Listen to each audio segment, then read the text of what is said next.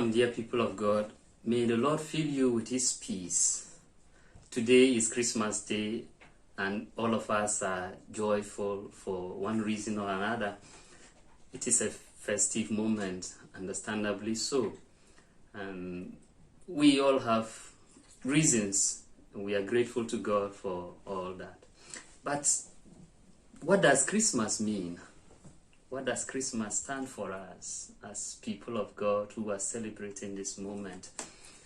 I would like to take a few statements from the readings of the day so that I can reflect on them and to point out certain things that you may also consider for your own reflection on this day. It's an important moment for us. And the statements are from the first reading. We have from the prophecy of Isaiah chapter 52 verses 7 to 10. The prophet Isaiah announces a joyful message. How beautiful on the mountains the feet of one who brings good tidings. The second reading from the letter to the Hebrews, the writer tells us that in various ways and many times in the past, God spoke to our ancestors through the prophets. But in these our days, He speaks through His Son.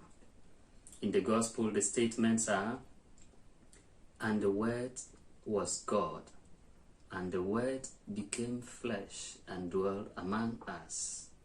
He came to His own, but His own did not receive Him. But to those who did receive Him, He gave them power to become children of God." These are very significant statements. In fact, all the readings are pregnant with meanings. But we would like to concentrate on these because I believe that they will help us to do a deep reflection on the meaning of Christmas for us.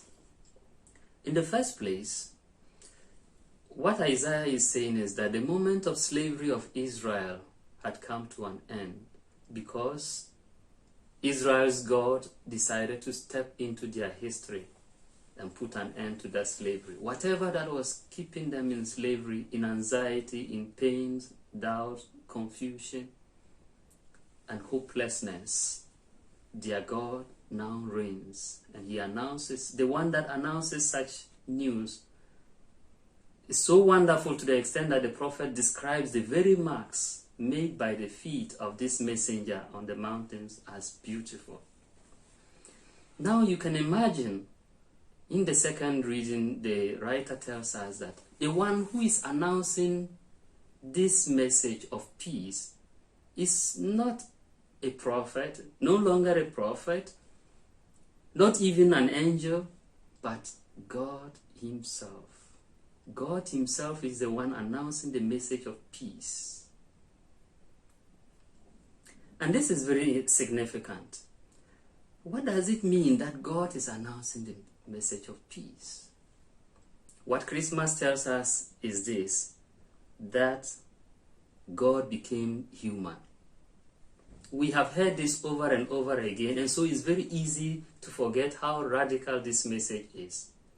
But a moment of sober reflection would astonish us, and it should astonish us, because the message is so radical. What does it mean that God, who is infinite, who created everything, just became one of His own creatures, a human being, limited, a human being, just like you and me, pitched His tent among us? This is the radicality of the message of Christmas. That God, who had always sought to have communion with His people, did so in the past through the prophets. But now He does that directly through His own Son. Let us not forget that there are so many religions in the world. Nobody really knows how many there are. And all these religions are attempts by humanity to reach their God. But only Christianity tells us that it is the other way around. It is God who comes to establish this communion with humanity. It is God reaching out to humanity. This is important for us. that God has come. But the message gives us something also to think about. It says that he came among his own, but his own did not receive him. But to those who did receive him, he gave them power to become children of God.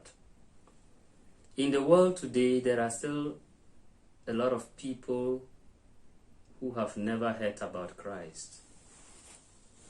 There are people who have heard of Christ but wouldn't accept him. There are those who have accepted Christ but only in words.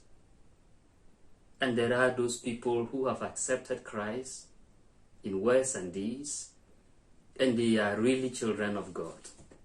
So the question for you and for me is, to which category of these people do I belong? This is what Christmas should make us think about. We are saying that our God is announcing peace. He's a Prince of Peace, and yet the world is anything but peaceful. So, how can we, as Christians, announce to the world that our King reigns when our world is in dire need of peace? We are living in a moment of pandemic and everyone is afraid, or nearly everyone. We have no idea what would happen tomorrow. But our God is among us and is announcing peace. To those who would accept him, he would give them power to become children of God. This is important. And so, as we celebrate Christmas, let us not make it like one of the moments in the past when we celebrated, had nice time, but the message of Christmas passed us by. Let us take a moment of the busy celebration and ask ourselves deep and important questions, such as, these people who have still to hear about Christ, what are we doing about them as children of God? Those people who have heard of Christ but wouldn't accept him, what do we do? And yet we know that there is no other name given to men by which men are saved. And so we who claim to be Christians, to be children of God, what is our role in helping our brothers and sisters come to embrace the love of our God who reaches to us?